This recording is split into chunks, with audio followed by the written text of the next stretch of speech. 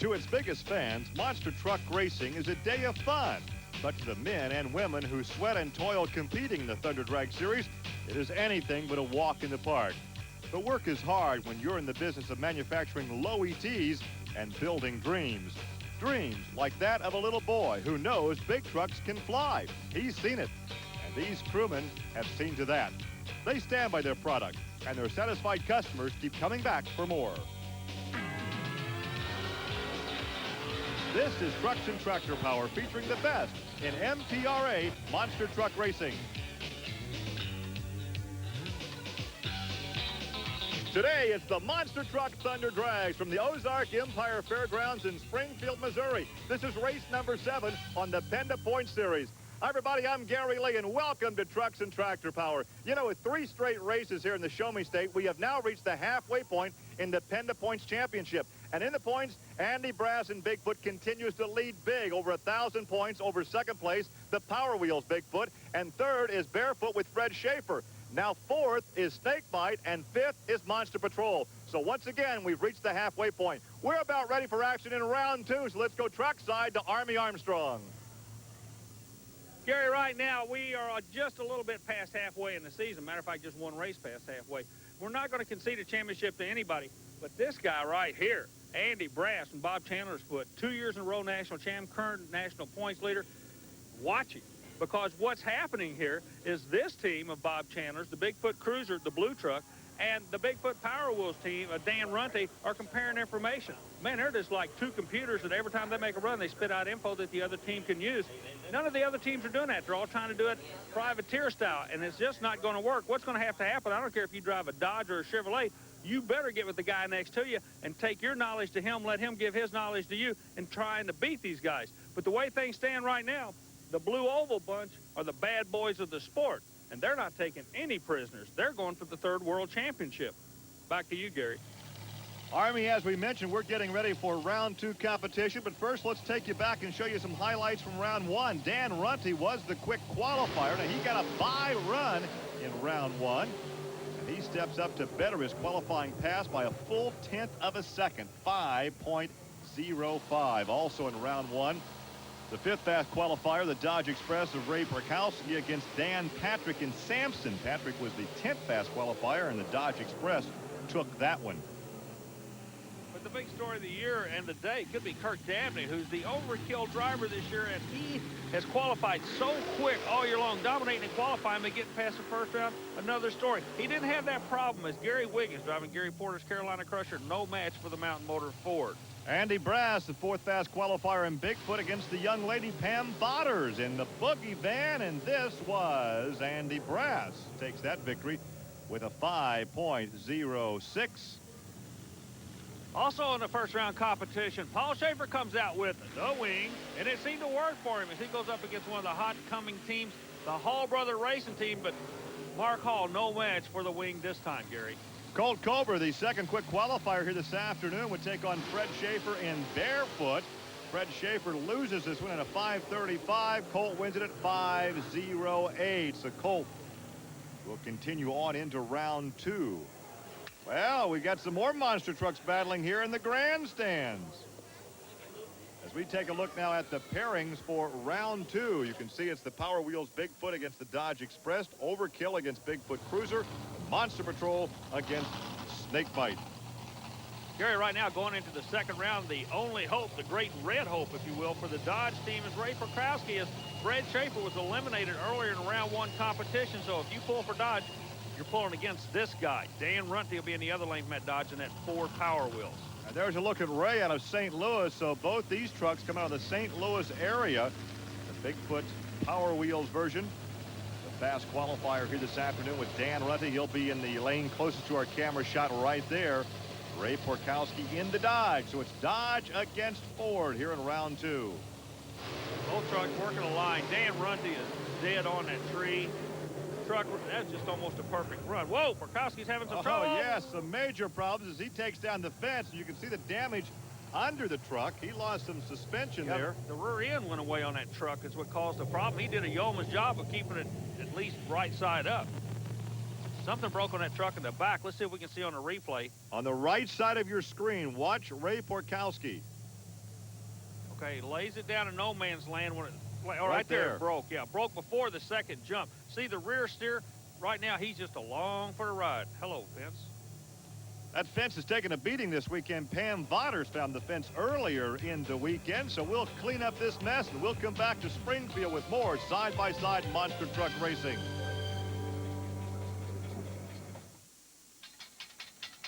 This was a shot of the Dodge Express being pulled back to the pit area earlier, and standing by right now with the Dodge team members is Armstrong. Gary, we're standing down here with the Dodge boys, the owner, the driver, and everything. First of all, Ray, I'm glad to see you're okay. Did you have any idea that you were going to have a problem like that when you came over the first jump? No, I had no idea. I mean, as soon as the truck hit the ground, I thought it was still together until we went about 30, 40 feet, and then I knew something was coming apart. Okay, what did come apart? I think one of the hind joints on the four-link bars broke, and that started it. Okay, is that where we were seeing the blue smoke come from, Fred? You know, this morning there was some concern over the vehicle tracking itself. You had everything lined up, and something still lets go in the rear end. Yeah, Army, after the 4-bar bracket broke, then everything started crashing and everything. That's what holds the rear end straight. Tire got in the shock absorber, tore it off, shock oil all over everything. Fellas, I'm just going to be real blunt with you. Is there any way to catch these Fords this year? Oh, we're going to do it. They got a real good lead on us, Army. That suspension, they guys working real good on that track. We're going to have to make some changes. Well, the Dodge folks could certainly use some help from this Ford right here. There's Kirk Dabney in Overkill, and he'll pull alongside Big Blue, Bigfoot, Andy Brass. There's Brass out of St. Louis, Missouri. In the Bigfoot Cruiser, he continues to cruise in the lead of the Penda Points Championship. Kirk Dabney comes out of Columbia City, Indiana, the driver of the Ford Overkill. Dabney is an awfully good driver. He's always dealt with equipment that wasn't really up to spec. On the other side of the ledger, Andy Brass, class equipment all the way through. He also a good driver. Oh, Brass just does ease that fender by ever so close, but Brass wins it in the Cruiser at 5:16. So Andy Brass continues to head toward another world championship. There's Kirk Dabney's 5.28. Now remember, the fast loser from this round will come back, so Dabney could stand a chance of seeing more action this afternoon. You're exactly right, and that's one of the things I really like about the sport. They try to keep side-by-side racing. We've got a good race right here. Like I say, Dabney left on him, but the suspension that Fred Schaefer alluded to a little bit earlier seems to be sticking the horsepower to the ground a little bit better, a little bit quicker for the big blue oval bunch. Coming up next in the far lane, that's the Monster Patrol with Paul Schaefer, and the near lane, as we take a look at Schaefer there from Portage, Indiana, the Monster Patrol. The near lane will be Colt Cobra, the menacing one from Cobra Creek, Colorado in Snakebite. That's the Ford. Well, Colt Cobra knows what he has to do is get past his Chevrolet, and the Chevrolet knows he's got an uphill battle. Paul Schaefer has proven himself in the sport of mud racing, a past world champion. Right now comes out to go monster truck racing with no wing on the far side. Both of them are in trouble. Pulls off. This could be a mistake. Now let's watch Paul. Paul gets his going again, continues on. Colt will be disqualified, and Paul could win this one with the slowest winning time in the history of monster truck racing. Yeah, but Gary, when you go to the bank on Monday morning, they don't care how fast or how slow it was. They just want to make sure the money was good. Well, the money was good, but it's a 1675 for the Monster Patrol, and Colt Cobra was DQ'd. So, a mistake for Colt to drive out. Oh, look at this. Meanwhile, the man who stands as our fast loser, Kirk Dabney, appears to be having problems. What if he's not able to continue? Let's go back and take a look at the replay. Cobra comes right at you. Now, right here, he gets in trouble and pulls off. This was a mistake. He should have gone on over that second batch of cars. Meanwhile, here was your winner.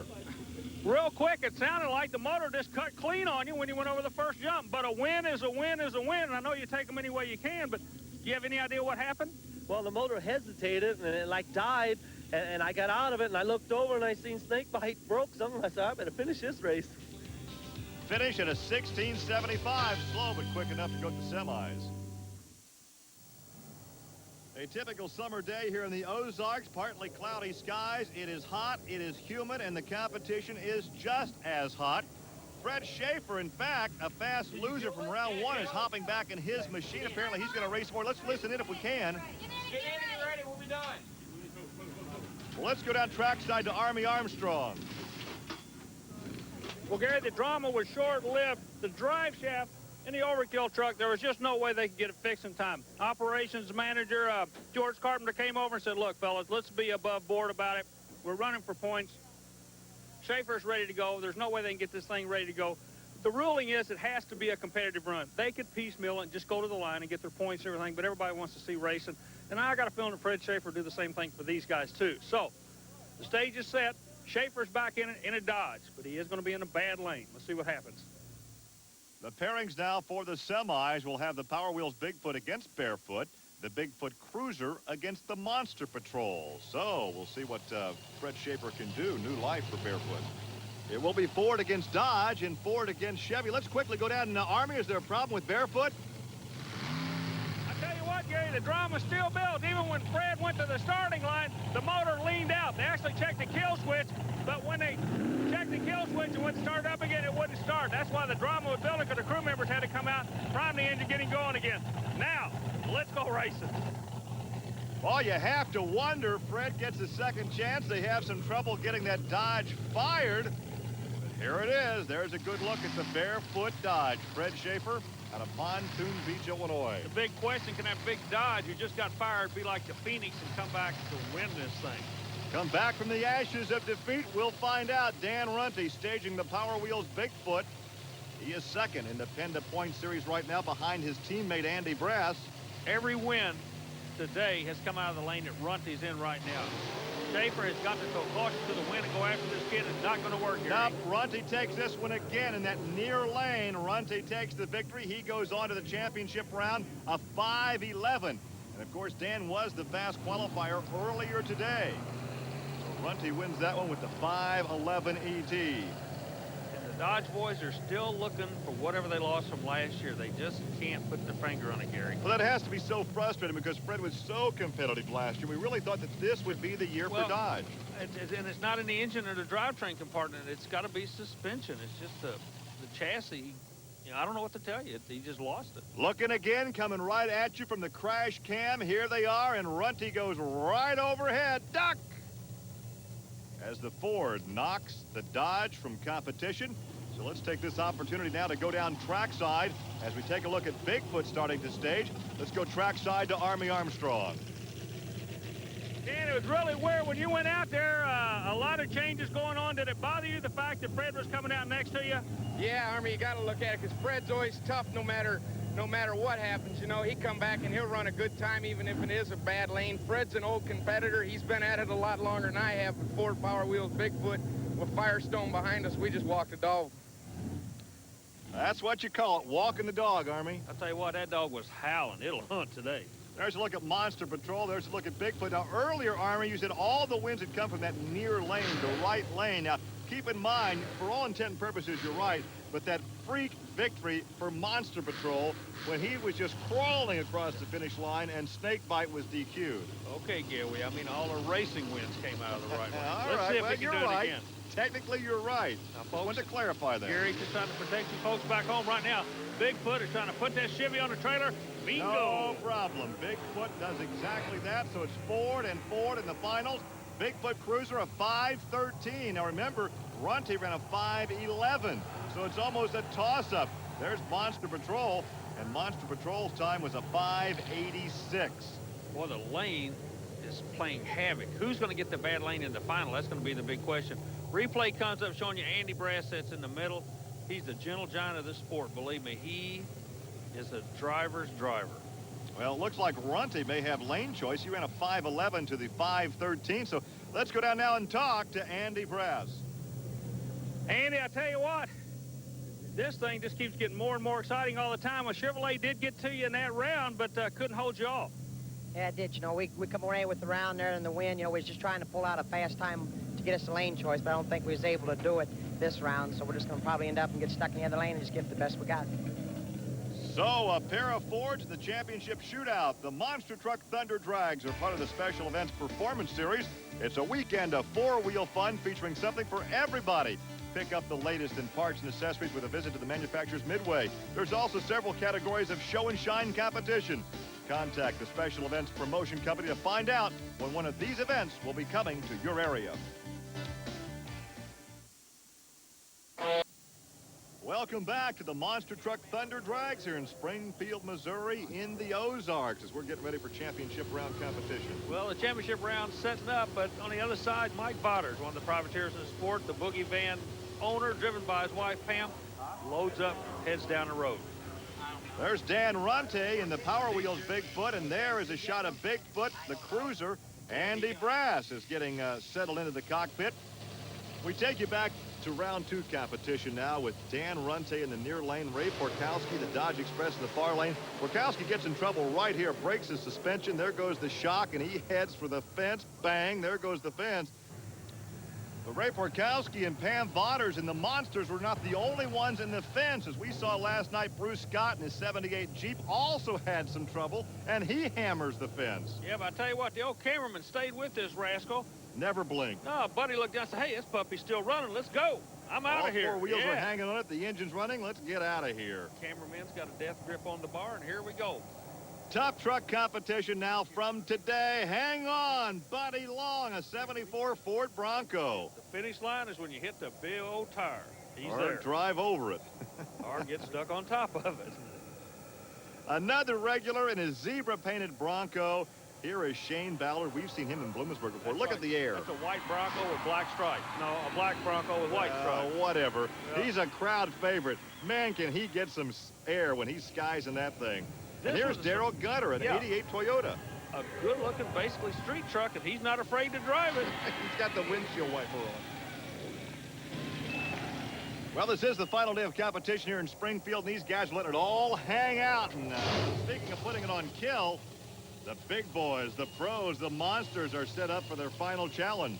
Runty and Brass sounds like a accounting firm on Wall Street. That's not the case today. They're 2 bad boys in the blue oval bunch Ford. Ford making a final for I don't know how many times this year. They are really, for such thing as a manufacturer dominating a sport, Ford has done it this year in this circuit, Gary. Yeah, and it's somewhat of a surprise because last year at this time, we really thought that Fred Schaefer would be a guy to reckon with in the Dodge. And the only person to break the Ford's stranglehold on it was a Chevrolet. So, you know, this Ford is going and growing, and every week, everybody in their heart thinks they can get these guys. So far, it's not been the case. In the semis, remember, it was Dan Runte's 5.11 to Andy Brass's 5.13 that gave Runte lane choice, and to no one's surprise, he takes the near lane. Exactly. Let's see what's going to happen. We've been talking all day long. It's time to race right now.